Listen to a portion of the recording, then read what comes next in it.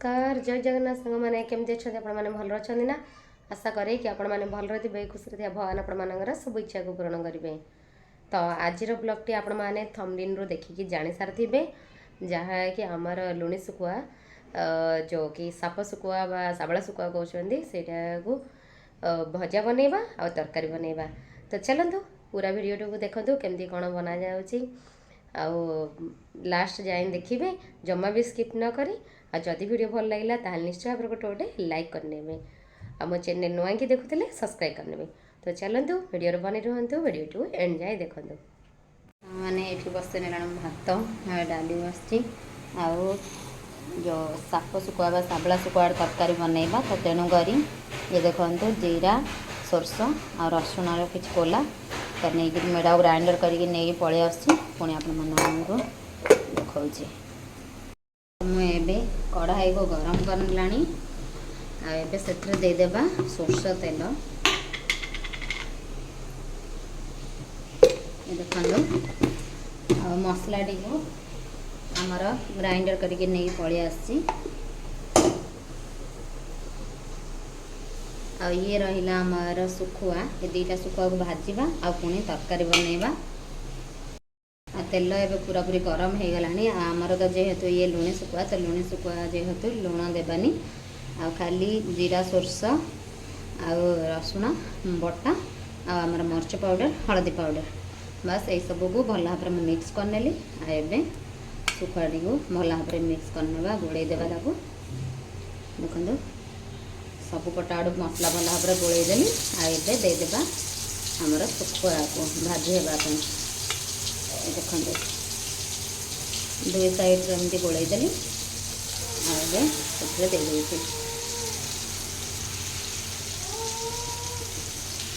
ऊपर भी टिके मसलाटा को भल भाव में देदेबा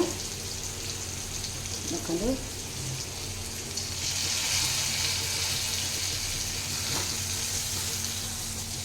आबे ताकू भाजी होगापी छाणीबा। तो सांग मैंने आमर गोटे साइड आड़ शुखुआ भजाटी हो गला देखु बहुत बढ़िया भाव में मसला सीझीगला आबे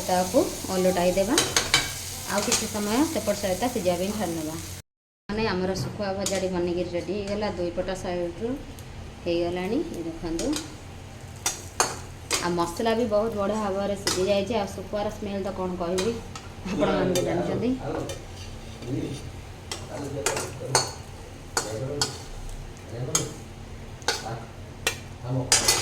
आमर एबे शुखुआ भजा बनईरी रेडी हो गला। एबे जीवा शुखुआ तरकारी बनइबा माने आमर शुखुआ भजा तो बनी रेडी हो गला। एबे बनई नेबा आमर तरकारी तो से कड़े ही तेल देदेली सोरस तेल ही आबे देदेबा आमर जो धोई रखी शुखुआ को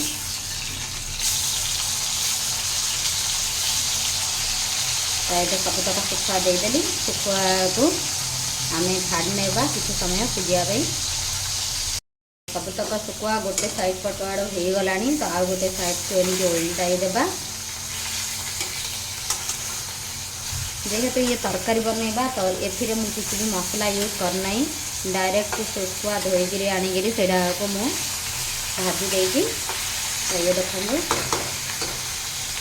बढ़िया भाव में गोटे साइड पट आड़ हो गला तो एबे आमर शुखुआ दुई पट साइड रू हो गला आटा को आम बाहर करने देखो बाहर करनेली एबे देदेबा आमर सोरस तेल को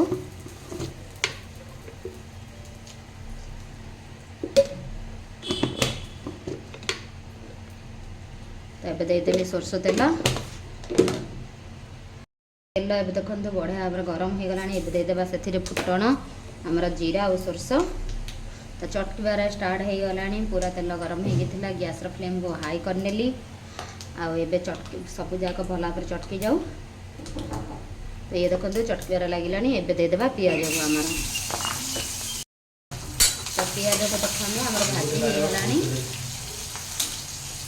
तो पियाज आमर भाजी हो गला देदेबा आमर बटा मसला बाटिकी रखी जीरा सोरस आ मर्च रसुण तो मसलाटी सीझापी बोलिकी किसी पानी से दे देदेबी लंका पाउडर आ देदेबा हलदी पाउडर जेहेतु लुण शुखुआ तो लुण तो दिया हेनी तो खाली लंका पाउडर हलदी पाउडर देदेली सेटा भल भाव मिक्स करने से देदेबा मसला सहित आमर आंबुल भी सीझीज आंबुल को भी देदेबा आंबुलटा जिते सीझ से खटा आसो तो दुईटा आंबुल को भी देदेली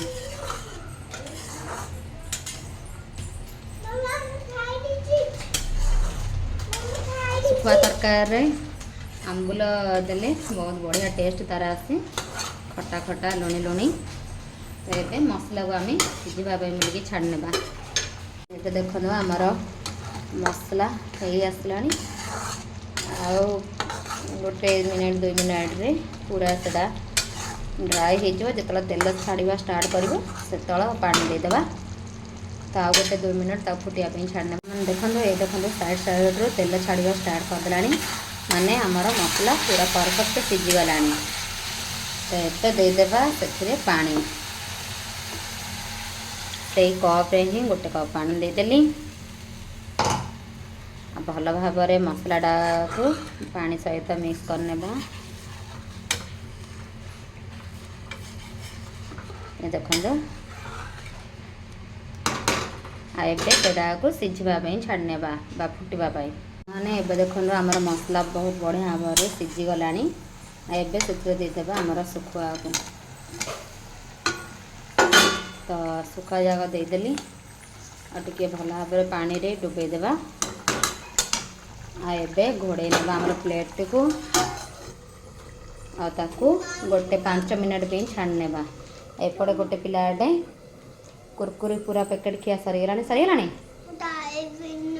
खाइबिनी देखो पूरा पैकेट जहाँ खाईदेला मत एतक दौर खाइबिनी थाऊ न खाइले थाऊ रखिदे तो पछे खाऊ गोते खाइब सी कहीकि ये अदार सरीज बा देखो साग मैंने आमर शुखुआ तरकारी फाइनाली बनिकी रेडी हो गलानी केते बढ़िया भाव फुटुची आ तेल केमती पूरा छाड़ा स्टार्ट करदेला गैस फ्लेम को बंद करदे आमर बनिकी रेडी हो गला गरमा गरम शुखुआ तरकारी साफ शुखुआ तरकारी बा साबला शुखुआ जहाँ भी आपण मैंने कहींपारे तो आपण मानक केमती कौन लगिला मो रेसिपी भजा शुखुआ भजा और शुखुआ तरकारी जदि भल लगी ताहले निश्चय गोटे गोटे लाइक करने आउ अधिक भल लगी सेयार करने मो चैनल नुआ कि देखुले जो मैंने नुआ नुआ जॉइन होती तो से मैंने सब्सक्राइब करने रोची नमस्कार जय जगन्नाथ बाय बाय।